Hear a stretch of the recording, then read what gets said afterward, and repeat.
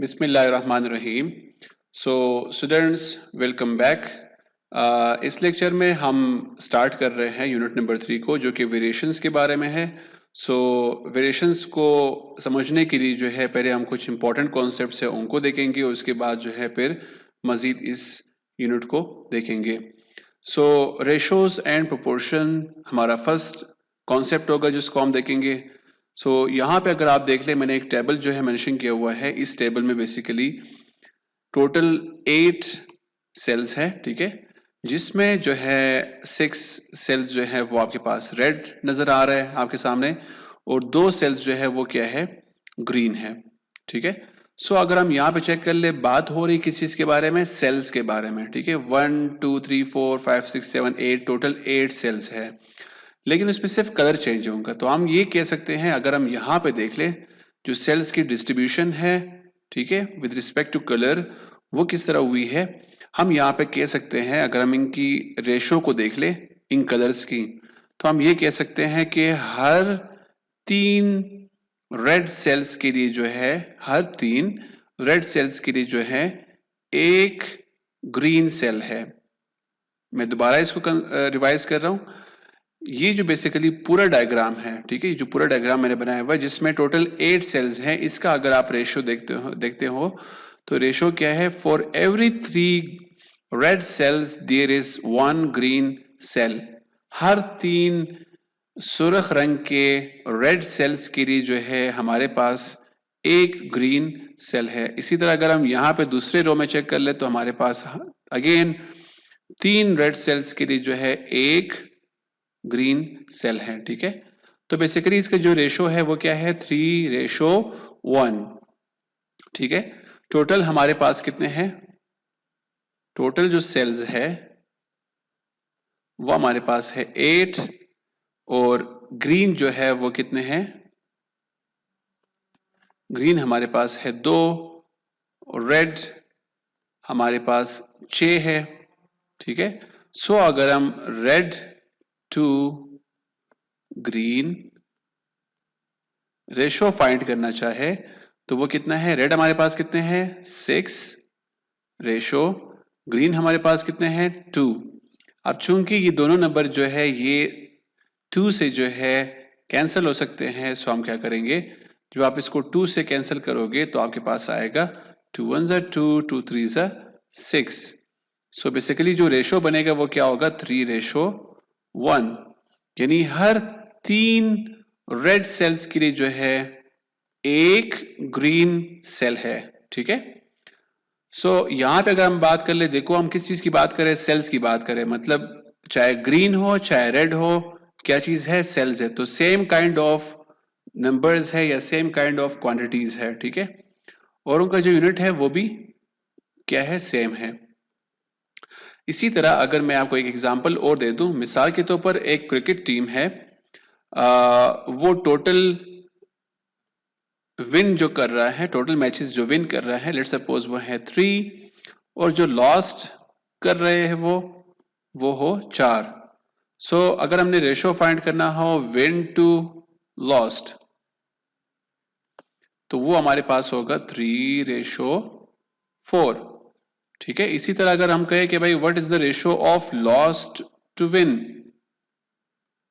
तो वो कितना होगा 4:3, ठीक है। रेशो को जो है बेसिकली हम डिनोट करेंगे, रिप्रेजेंट करेंगे, जाहिर करेंगे इस कॉलन से, या हम इसको जो है 3 डिवाइड की फॉर्म में भी लिख सकते हैं कि 3/1, जिसका मतलब ये होगा कि 3/1, और उसके अलावा जो है इसको 3:1 भी लिख सकते हैं, ठीक है, इसको 3:1 भी लिख सकते हैं रेशो को। इसी तरह एक जो इंपॉर्टेंट कॉन्सेप्ट है वो ये है कि रेशो में जो ऑर्डर है वो बहुत ज्यादा इंपॉर्टेंट है। मिसाल के तौर पर 3:4 इज टोटली डिफरेंट फ्रॉम 4:3। आप ये नहीं कह सकते कि 3:4 को आप 4:3 लिख लें, क्योंकि 3:4 का मतलब है विन टू लॉस्ट, कि कितने जीते हैं इस क्रिकेट टीम ने as compare to lost, as compare to the failures. और जो 4:3 है उसका बेसिकली मतलब है कि कितने हारे हैं as compare to loss, as compare to win. तो हम कहेंगे कि 4 जो है उसने लॉस्ट किए हैं, 1 जो है वो इसने विन किया हुआ है। ठीक है।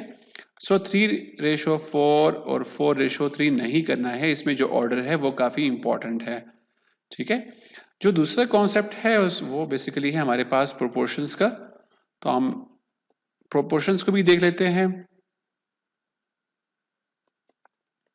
अच्छा, सो प्रोपोर्शंस का बेसिकली मतलब ये है कि व्हेन 2 रेशियोज आर इक्वल, अगर हमारे पास जो है 2 रेशियोज आपस में क्या हो, इक्वल हो। For example A ratio B एक रेशो हो लेट सपोज, और दूसरा एक रेशो है सी रेशो डी, ये दोनों अगर आपस में इक्वल हो तो हम कहेंगे कि these both ratios are in proportion to each other. These both ratios are in proportion to each other. इसको हम कहेंगे first proportional, second proportional, third proportional, fourth proportional. ठीक है। इसी तरह प्रोपोर्शन को हम डबल कॉलन से भी रिप्रेजेंट कर सकते हैं। ठीक है। डबल कॉलन से भी इसको रिप्रेजेंट कर सकते हैं कि ए रेशो बी प्रोपोर्शन सी रेशो डी। इसी तरह हम चूंकि रेशो को जो है डिवाइड के फॉर्म में भी लिख सकते हैं, तो हम लिख सकते हैं कि A by B equal to C by D. अब अगर इनकेस हम इनको आपस में मल्टीप्लाई कर लिए, यानी डी जो है वो यहाँ पे डिवाइड हो रहा है, अगर हम इसको जो है यहाँ पे ले जाए मल्टीप्लाई कर ले, और इसी तरह बी जो है यहाँ पे डिवाइड हो रहा है, इसको यहाँ पे लाके मल्टीप्लाई कर ले, तो हमारे पास क्या होगा, डी जब आएगा तो क्या होगा, A D equal to B C. Now ठीक है, ये समझ आ गया। अच्छा, एक चीज यहाँ पे जो इंपॉर्टेंट है वो ये है कि ये जो लास्ट वाले यानी फर्स्ट और फोर्थ प्रोपोर्शनल जो है, इसको हम कहेंगे एक्सट्रीम्स, और ये जो दरमियान वाले जो प्रोपोर्शनल्स है इसको हम कहेंगे मीन्स। सो चूंकि जो एक्सट्रीम्स है वो क्या है, ए डी, और मीन्स क्या है, बी सी। यहां पे अगर हम चेक कर ले, सो हमारे पास बेसिकली ये ए डी क्या है, ये एक्सट्रीम्स है, और दोनों आपस में मल्टीप्लाई हो रहा है। तो हम कह सकते हैं कि product of extremes is equal to product of means. ठीक है, प्रोडक्ट ऑफ मीन्स। इसी तरह एक चीज जो मैं मिस कर चुका हूं वो ये है कि रेशो में जो फर्स्ट नंबर है उसको हम कहेंगे एंटीसीडेंट। ठीक है, इसको हम कहेंगे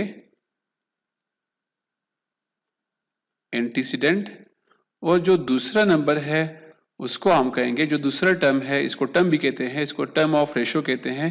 first term second term, first term को एंटीसीडेंट कहते हैं और सेकंड टर्म को कॉन्सिक्वेंट कहते हैं, कॉन्सिक्वेंट कहते हैं इसको। आई होप यहां से जो है आपको समझ आया होगा कि what is ratios and what are proportions.